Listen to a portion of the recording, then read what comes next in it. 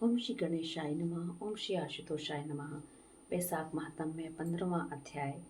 राजा ने सारे शहर में यह सूचना कराई कि 8 वर्ष की आयु से लेकर 80 वर्ष की आयु तक का जो भी मनुष्य मेष की संक्रांति में सूर्योदय से पहले स्नान नहीं करेगा वह दंडनीय समझा जाकर शहर से निकलवा दिया जाएगा। पुत्र, भार्या, इष्ट मित्र चाहे कोई भी हो, जो वैशाख मास के धर्म का पालन नहीं करेगा, मैं उसको चोर के समान दंड दूंगा। प्रातःकाल पवित्र जल में स्नान करो, स्थान स्थान पर प्याऊ लगवाओ, यथाशक्ति योग्य ब्राह्मणों को दान तथा अन्य धर्म के कार्य करो। प्रत्येक गांव में एक एक उपदेश करने वाला विद्वान ब्राह्मण नियुक्त कर दिया गया तथा 5 गांवों पर एक अधिकारी भी नियुक्त किया गया। इस प्रकार चक्रवर्ती राजा के शासन में यह धर्म वृक्ष सारे देश में भली प्रकार फैल गया।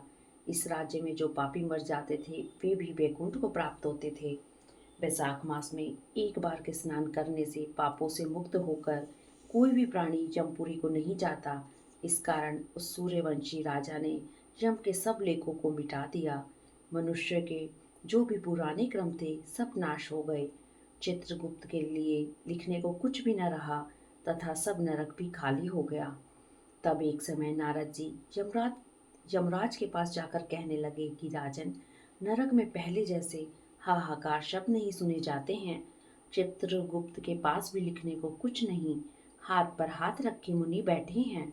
बड़े बड़े पापी भी अब तुम्हारे लोक में नहीं आते। इसका क्या कारण है? तब धर्मराज कहने लगे कि हे मामुने, एक राजा पृथ्वी पर हुआ है। अपने राज्य में उसने आज्ञा दी कि जो कोई वैशाख मास के धर्मों का पालन नहीं करेगा वह दंडनीय होगा। इसलिए उसके डर के मारे राज्य के सभी प्राणी वैशाख मास के धर्मों का पालन कर वैकुंठ को जा रहे हैं।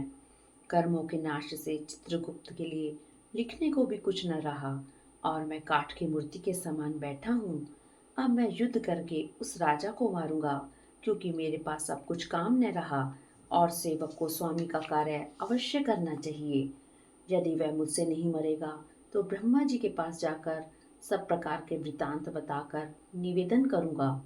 इस प्रकार नारद जी से कहकर यमराज मृत्यु, रोग, जरा आदि सब सेवकों और अपने दूतों को साथ लेकर दंड धारण कर भैंसे पर चढ़कर पृथ्वी पर आया और सिंहनाद करते हुए उस राजा की नगरी को चारों ओर से घेर लिया।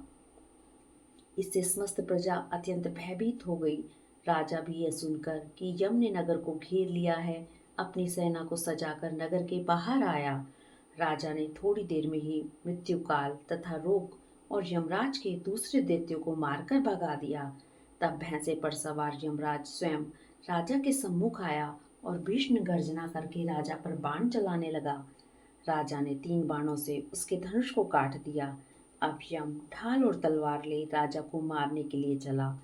तब राजा ने उसकी ढाल तलवार भी काट दी और काले सर्प जैसी फुंकार करता हुआ क्रोधित होकर एक बाण यम के मस्तक पर मारा। तब यमराज ने क्रोधित हो दंड उठाया और उसको ब्रह्मास्त्र से अभिमंत्रित कर राजा पर छोड़ दिया। उस समय बड़ा हाहाकार मच गया। तब भगवान विष्णु ने अपने भक्त की रक्षा के लिए सुदर्शन चक्र छोड़ा, जो युद्ध स्थल में आ पहुंचा और दंड से युद्ध कर ब्रह्मास्त्र का निवारण करता हुआ यमराज को मारने लगा। यह देख वह भक्त राजा भयभीत होकर चक्र की स्तुति करने लगा कि भगवान विष्णु के हाथ के आभूषण सहस्त्र बार तुम्हें मेरा नमस्कार है। भगवान तुमको सारे लोगों की रक्षा के लिए धारण करते हैं, क्योंकि जो देवताओं के द्रोही हैं तुम उनके काल हो। सो हे जगतपते, इस यम की रक्षा करो। ऐसी स्तुति सुनकर चक्र यम को राजा के पास छोड़ स्वयं वैकुंठ को चला गया। फिर यम उदासीन होकर ब्रह्मलोक में ब्रह्मा जी के पास गया। उसको इस प्रकार देखकर सब सभागण विस्मित होकर आपस में कहने लगे कि यम का यहाँ पर कैसे आना हुआ? कहीं ब्रह्मा जी के दर्शन को तो नहीं आया? इसको तो कभी क्षण भर को भी अपने काम से अवकाश नहीं मिलता। देवता तो कुशल से हैं, ऐसी बात न कभी पहले देखी न सुनी।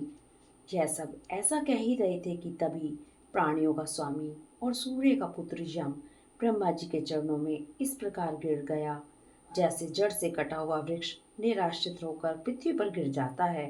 यम त्राहि त्राहि पुकारने लगा कि हे देवेश, मेरा अत्यंत अपमान हो गया। मेरे वस्त्र वह बही खाते फाड़ डाले और मुझको अत्यंत पीटा गया है। मेरी प्रतिष्ठा और मर्यादा भंग हो गई है। हे कमलासन, आपके होते हुए मेरी यह दुर्गति हुई। ऐसा कह यह पृथ्वी पर गिर गया। तब वहां पर बड़ा कोलाहल हुआ। सब आपस में विचार करने लगे कि जो स्थावर जंगम सबको खाने वाला, मनुष्य को संताप देने वाला दुखी कैसे हो गया। तब पवन ने आकर ब्रह्मा जी की आज्ञा अनुसार सबकी वाणी रोक दी और अपनी विशाल भुजाओं से यम को उठाया। फिर समस्त संसार में विचरने वाला उदार बुद्धि पवन उसे आसन पर बिठाकर कहने लगा कि किसने तेरा अपमान किया। तुमको तुम्हारे स्थान से निकाल दिया।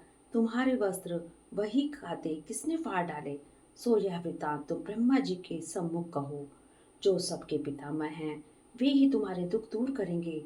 इति श्री वैशाख महात्म्य 15वां अध्याय। हरिओम तत्सत।